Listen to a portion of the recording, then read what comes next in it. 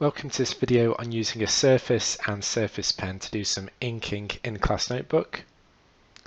So you can use other alternative brands of tablets and pens. Surface isn't the only one available. In this case we're going to use a Surface and a Surface Pen. Before we start this demonstration, I want you to have a quick think about how you might use this in the classroom. Not just for handwriting notes, annotating documents, sketching out your ideas, but also how you actually might use it in the classroom.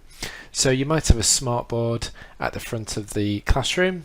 You might have your computer plugged into a projector at the front of the classroom. With a Surface and a pen, you could be walking around the room and actually writing notes that are appearing on the board using Class Notebook. So it's definitely worth having a think about how this might actually change your lessons. So to start off with, we're just going to write some text as you would with a normal pen inside Class Notebook.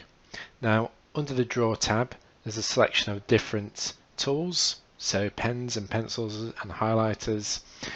We're using quite a thick pen just so you can see it clearly, and we're also doing some joined up handwriting just to give you an idea of how it can translate your handwriting into typed characters. So we've got some writing here on the screen, and once we've finished with that sentence we're going to highlight it. So we're going to draw a big circle around it and then press ink to text, and you can see that has changed the handwritten notes into typed characters that everybody can read. The next thing we're going to look at is highlighting and commenting on student work. So students might have returned some work back to you using Class Notebook. Maybe you've distributed out some sections, or you've used Teams assignments, and you might want to actually highlight some text on a page and give them some comments related to those highlighted notes.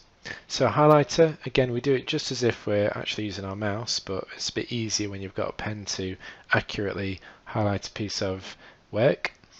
And then we can use a draw and the pen tool to just start writing our comments.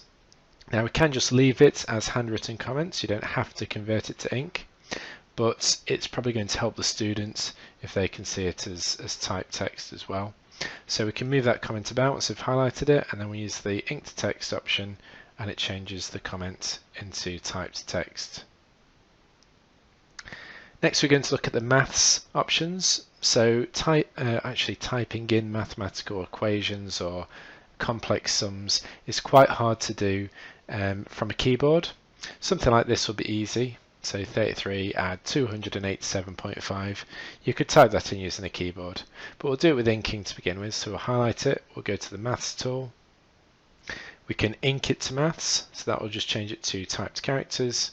And we can also select an action such as evaluate, where it will show us all the different steps that that person needs to take to complete that sum or that equation. So where is it useful?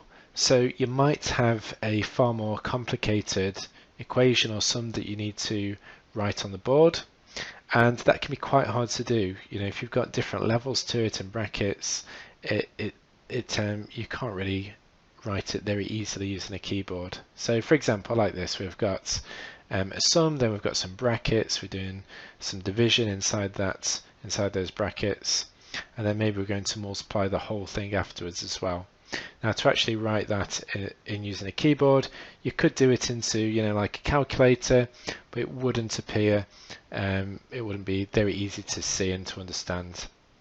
So we've got this complicated sum here, and again we just highlight the whole thing using the select tool, and then we press ink to shape, we go to maths and select an action, and we can evaluate that. We can ink it to maths, which will make it easy to see that equation, probably how we wanted to actually type it in the first place.